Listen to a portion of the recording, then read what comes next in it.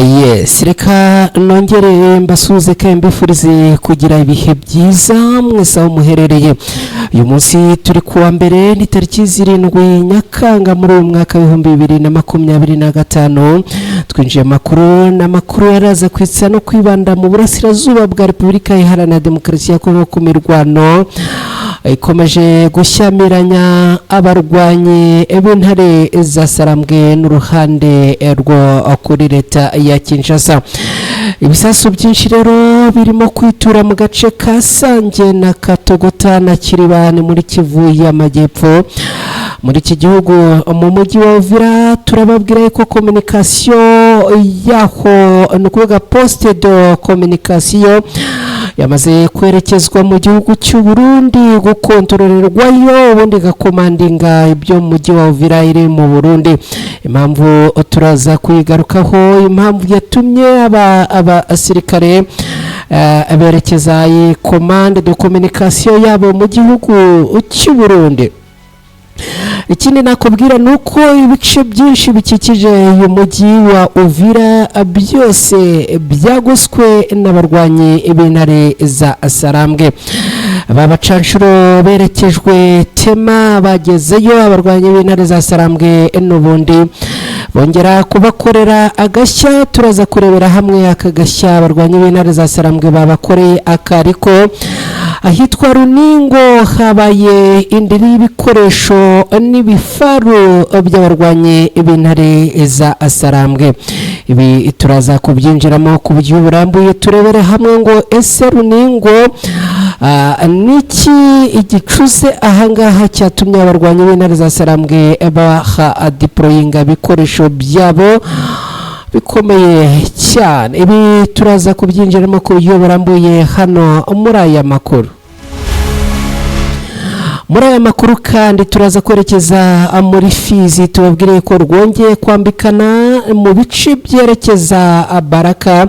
Abarwanyi b'intare za Sarambwe barimo kubuzwa kuba bakwerekeza Baraka kubera ko Baraka ni ligne strategique cyangwa se ni inzira nziza cyane. Mu gihe abarwanyi b'intare za Sarambwe baba bageze aha Baraka bikaba byahita biborohera mu kwerekeza mu mujyi wa Uvira.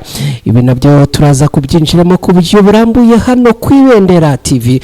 Turaza kandi ino kunyarukira muri Kivu y'Amajyaruguru muri teritwari ya Warikare. FARDC n'abarwanyi b'intare za Sarambwe bongeye gutana mu mitwe.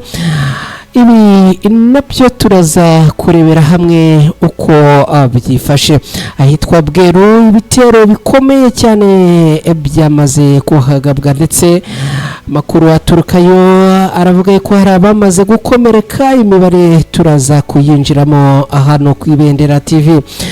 Muri Beni amasasu ubu tuvugana aravuza ubuhuha hafi ya Amamove. Abarwanyi barwana ku ruhande rwa leta ya Kongo bifatanyije n'igisirikare cya Uganda UPDF barimo kurasana na ADF. Ibi nabyo turaza kubyinjiramo ku buryo burambuye. Turaza no kunyarukira muri turi bikorwa byo kurasa Wazalendo bikozwe na FARDC na UPDF byatangiriye ahitwa Babira Bakwanza. Ibi nabyo turaza kubyinjiramo ku buryo burambuye. Hanyuma rero mwese mudukurikiye hano ku Ibendera TV murabibona ko amakuru ni menshi ku buryo buhagije. Niyo mpamvu rero nifuza ko niba wamaze kugera hano tayari hita uterekaho like yawe ubundi nanjye ngaruke twinjira muri aya makuru twihuse. Niba ari bwo bwa mbere ugeze hano ku Ibendera TV icyo usabwa no guterekaho like ndetse ugakora na subscribe. Mu gihe ukora subscribe kandi wibuke no gukora kuri ako kantu kameze nk'inzogera ni sinye dora notification kugira ngo amakuru ajyagera hano hita uyafata cyangwa se ahita kohererezwa kugereho atari yaba umuranzi. Ikindi rero mwese mudufashe gusangiza izi nkuru inshuti n'abavandimwe banyu kugira ngo amakuru agere kuri bose kandi mu byiciro byose. Arabona giye mbona babikoze ndabashimira. Arabamaze kwigaragaza mwakoze subscribe ku Ibendera TV namwe ndabashimira. hanyuma n'abandi mutari mwabikora ni munyarutse cyane. Nitwa Mukada hani ku Ibendera TV na makuru twinjiyemo muri aya masaha. Reka rero mu kanya gato garuke tuyinjiramo ku buryo burambuye.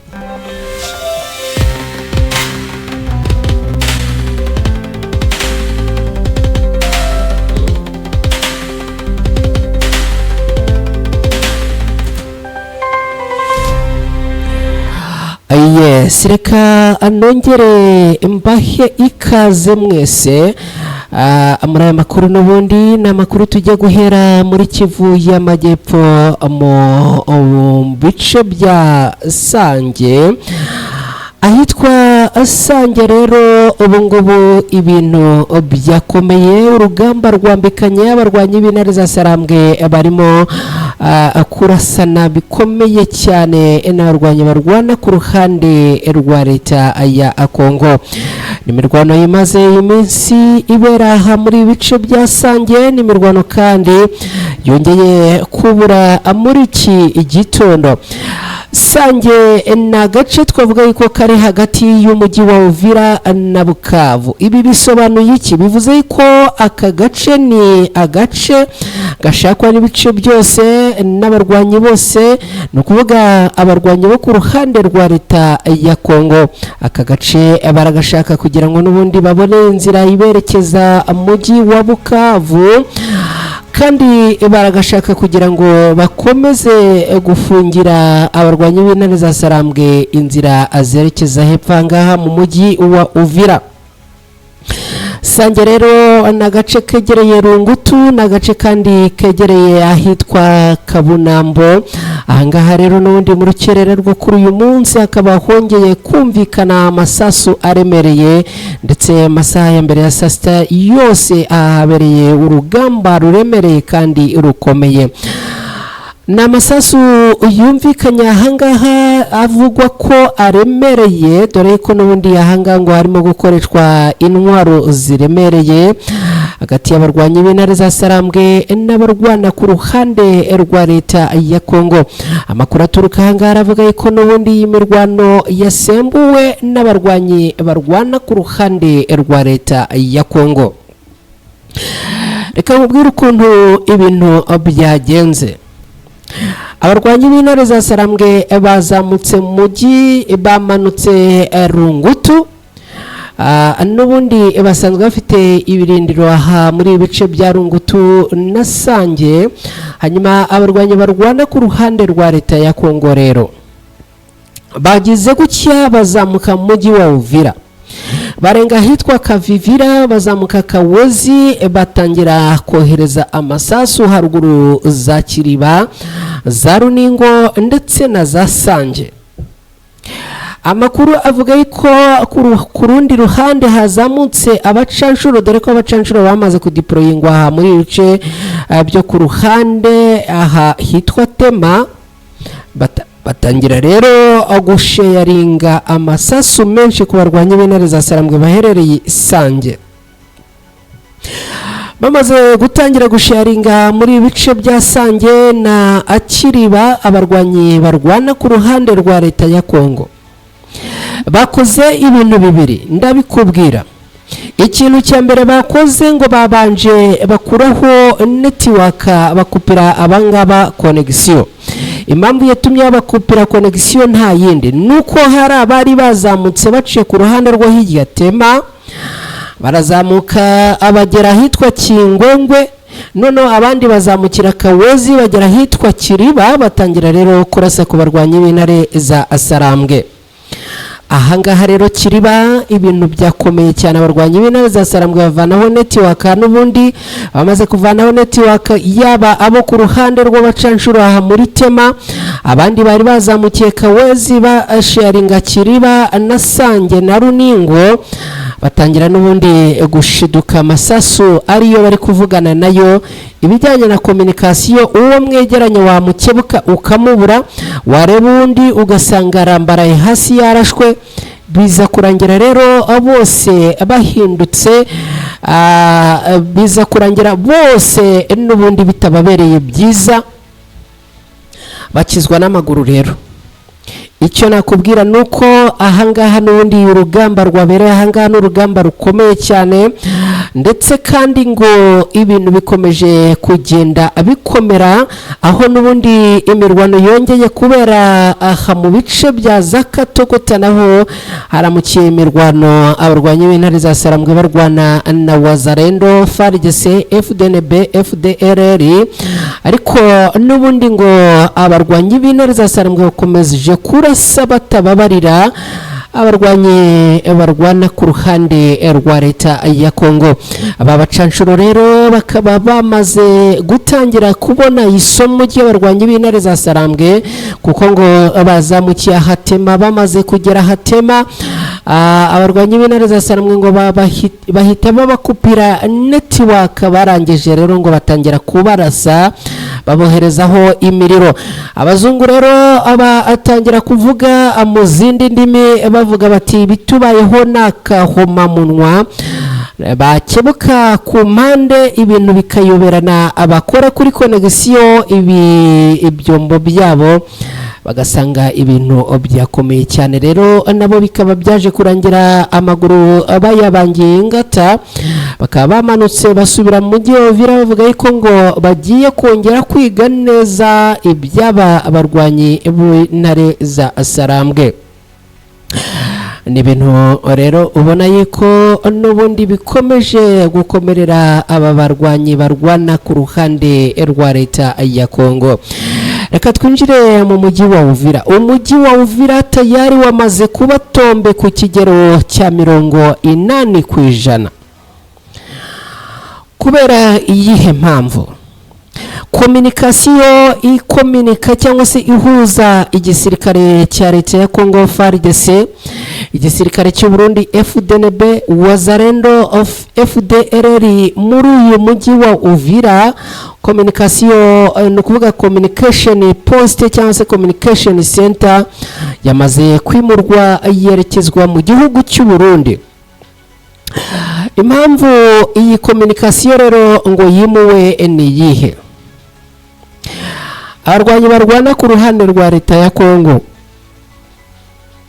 ngo bimuye iyi communication post kugira ngo abarwanyi b'intare za Sarambwe badakomeza kubumviriza, noneho ngo bagakurura network zabo, n'ubundi bakumva imipango barimo gupanga bikaza kurangira ababinjire. Nakubwiye uyu mujyi wa Uvira uri kuri pressure yo ku rwego rwo hejuru itarigeze ibaho mu yindi minsi. Abarwanyi barwana ku ruhande rwa leta ya Kongo FARDC, FDLR, FDNB, Wazalendo bari kuri pressure itarigeze ibabaho mu yindi minsi. Baragira gutya bakazamura radari, abarwanyi b'intare za Sarambwe bakabayibonye kare, bazamura drone abarwanyi b'intare za Sarambwe bakayimena. Baragira gutya bakasaba umusada abarwanyi b'intare za Sarambwe, network bakazikupa, ubundi bikarangira abaje gutanga umusada abahingukiye mu minwe n'amasasu y'abarwanyi b'intare za Sarambwe. Magingo yanga rero mu mujyi wa Uvira ibintu byakomeye cyane. Abarwanyi b'u Burundi bamwe barimo gukizwa n'amaguru bahungira mu bindi bice kubera yuko bahawe misiyo yuko bagomba kurwana abagapfa cyangwa bagakira. Ibi rero bikaba byatumye n'ubundi barimo kureka urugamba ahubwo bagahunga, kubera yuko ngo iyo berekeje mu gihugu cyabo cy'u Burundi bashobora no kwicwa. Hanyuma rero abarwanyi barwana ku ruhande rw'intare za Sarambwe bakaba bazengurutse ibice bikikije uyu mujyi wa Uvira. Haruguru muri Sange abarwanyi b'intare za Sarambwe bamaze kuhadeployinga ibikoresho byabo. Ikindi kandi banabideployinze aha mu bice bya Runingo. Ibifaru magingo ya Runingo yabaye indiri y'ibirwanisho kabuhariwe by'abarwanyi b'intare za Sarambwe. Biravugwa yuko ngo ibifaru byose byamaze kugezwa aha kandi ari byinshi, aho ni mu bice bya ruguru Runingo. mu bice byo hepfo za Kingwengwe wegera Tema naho abarwanyi b'intare za Sarambwe bamaze kuba bahadiployinga ibikoresho n'abarwanyi babo. Hepfo cyane mu ruhande rwerekeza Kiku abarwanyi b'intare za Sarambwe naho bamaze kuhadiployinga ibikoresho byabo, ni kimwe no hepfo muri Useni abarwanyi b'intare za Sarambwe bamaze naho kuhadiployinga ibikoresho byabo, ariko n'abarwanyi ari nabo bagiye bestara systeme ku buryo bahakontorora barahanda, ariko buri kimwe cyose kirimo kuhakorerwa bakaba abakireba under control yabo. Ndigira ngo nkubwire rero ko umujyi wa Uvira wose wagoswe, ikindi kandi abarwanyi b'intare za Sarambwe bamaze kuwufata no kuwinjiramo mu kigero kiri hejuru cyane. Ikindi nakubwira nuko amaneko ab'intare za Sarambwe bamaze kongera kudiployingwa aha muri uyu mujyi wa Uvira ari benshi cyane, nyuma yuko abacanshuro b'abazungu bo muri Colombia bamaze kugezwa muri ibi bice. Abarwanyi b'intare za Sarambwe nabo bamaze kongera imbaraga zabo zerekeza muri uyu mujyi wa Uvira.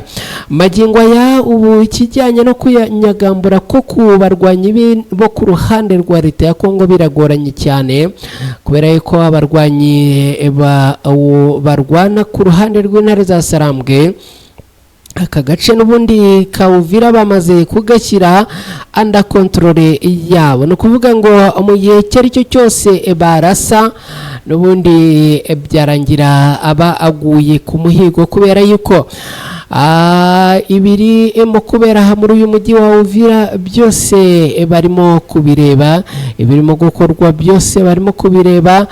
Niba rero na amatelefone birimo kuyavugirwaho abarwanyi b'intare za Sarambwe bakomeje kugenda ababimenya, urumva yuko hari ikindi kibazo kikaba n'ikigeragezo gikomeye kuri abarwanyi barwana ku ruhande rwa leta ya Kongo.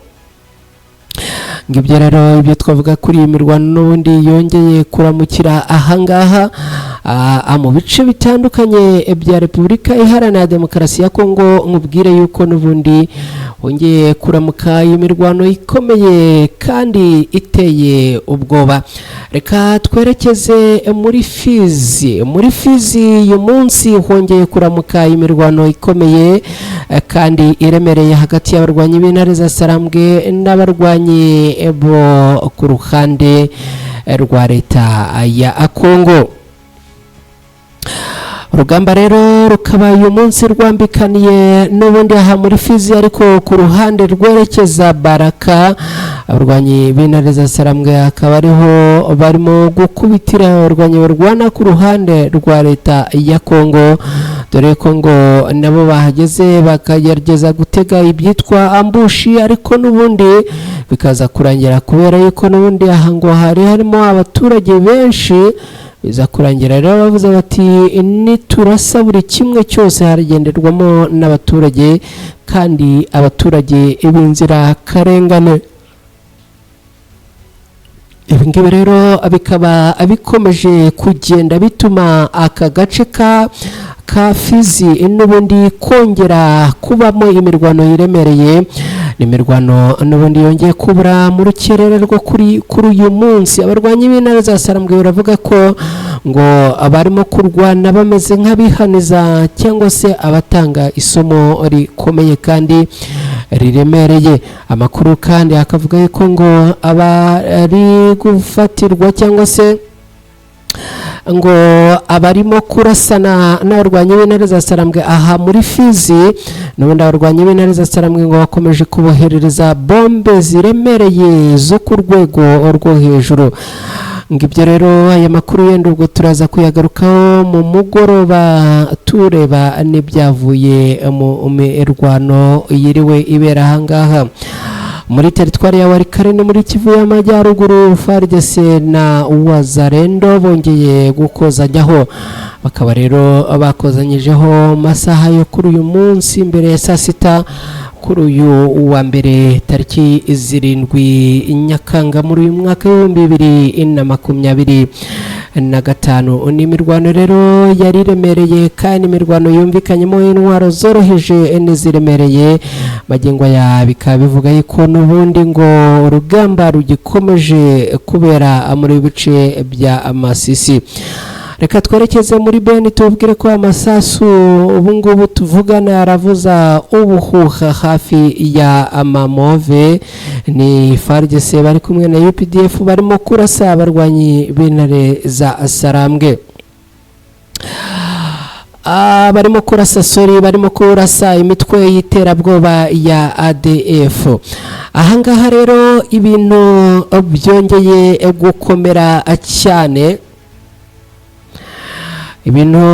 byongeye gukomera cyane, aho n'ubundi ahangaha Beni imirwano yongeye kuramuka. amasasu akomeye n'ayoroheje arimo kumvikana aha Amamove. ni uguhera ku wa gatandatu tariki 5 Nyakanga kugeza uyu munsi. akaba rero amasasu yaramukiye ahitwa aya masasu muri iki gitondo yongeye kumvikana hafi y'umudugudu wa Mamove, ni muri Beni mu ntara Kivu y'Amajyaruguru. ibi byateje impagarara n'ubwoba bwinshi mu baturage batuye muri bice, aho n'ubundi igisirikare cya leta ya Congo FARDC, igisirikare cy'Ubugande barimo kurasa n'ubundi ADF. ibi bitero ngo byagabwe n'ingabo za leta ya Congo FARDC n'iz'igisirikare cya Uganda UPDF, babirasa ku birindiro by'inyeshyamba za ADF MTM. Kinosi Katuwo uhagarariye societe civile mu gace ka Mamove yagize ati turasaba abaturage bacu kugira ituze nyuma y'amajwi n'amasasu menshi kandi aremereye bikomeje kuraswa n'ingabo za FARDC n'igisirikare cya Uganda UPDF kuva ku wa gatandatu ku munsi w'ejo hashize ku cyumweru, ndetse no kuri uyu munsi amasasu akaba yongeye kuramuka muri ibi bice. amakuru aturuka muri ibi bice yemeza ko ibi bitero bigamije kwibasira ibirindiro by'inyeshyamba za ADF biherereye mu bice bihana imbibi cyane cyane muri Mambasa na Irumu mu ntara ya Ituri, mu midugudu ya Abotoka, Amangwida,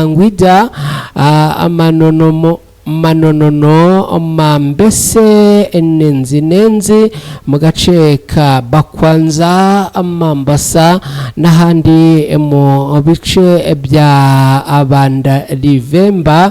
aha ngo hongeye kubera imirwano ikomeye cyane kandi iremereye.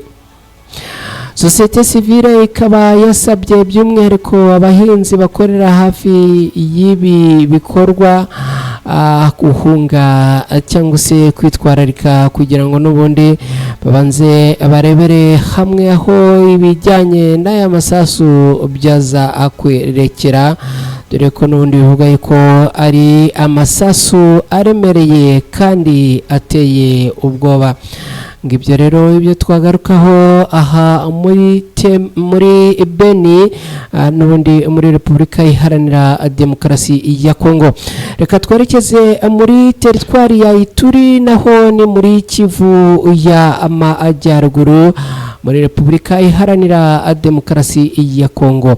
ahangaha rero hatangijwe ku mugaragaro ibikorwa bya gisirikare bihuriweho n'igisirikare cya leta ya Kongo FARDC, igisirikare cy'u Burundi FDNB, ndetse ibi bikaba byabereye muri sheferi ya Bwiza. hari amakuru avuga yuko ngo hagiye kugaruka amahoro muri sheferi ndetse ngo ugakomeza ukageza niba ari ahantu nabonye ibiyaga ahantu barobera amafi. Ibi rero ngo bikomeje kugenda n'ubundi imirwano ifata intera n'urwego rwo hejuru.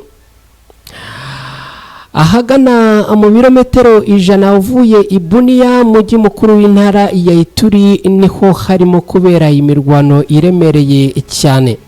Ingabo za leta ya Congo FARDC n'iza Uganda UPDF zatangiye kurasa ku birindiro by'inyeshyamba za ADF, akaba ari imirwano cyangwa se ari operation zatangiye ku munsi w'ejo zitangirira muri aka gace gafatwa nk'agace k'amahuriro hagati ya Mambasa na Irumu.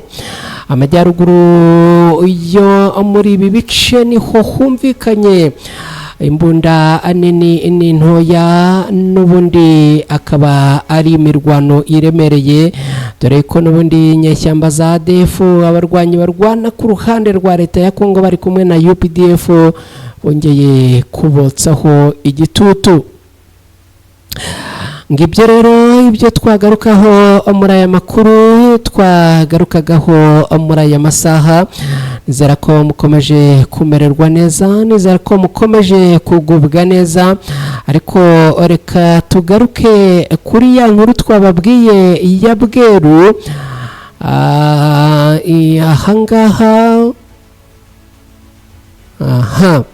Aha Bweru rero n'ubundi bitero byongeye gukomera. Reka turebere hamwe. Honge hagabwe ibitero biremereye, umuntu umwe akaba yarashwe, gusa ariko ngo kubw'amahirwe ntago yigeze yitaba Imana. Tubabwire ko aha muri Bweru ari muri Masisi, aho umuntu umwe yarashwe bikomeye, akubiswe intwaro n'abantu ngo bari bitwaje imbunda. Ni mu ijoro ryo kuwa gatandatu rishyira ku munsi w'ejo hashize ku cyumweru tariki 6 Nyakanga muri uyu mwaka.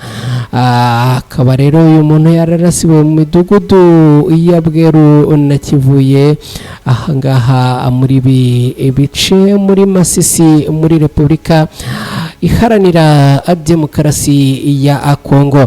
Ngibyo rero ibyo twagarukaho muri iyi mirwano n'ubundi ikomeje gushyamiranya abarwanyi barwana ku ruhande rwa leta ya Kongo, abarwanyi b'intare za Sarambwe, imitwe yitwaje intwaro na Wazarendo. Reka rero amashimire cyane mwe muri kumwe, mwari muri kumwe natwe muri aya makuru. Nizere ko mukomeje kumererwa neza, nizere ko mukomeje kugubwa neza.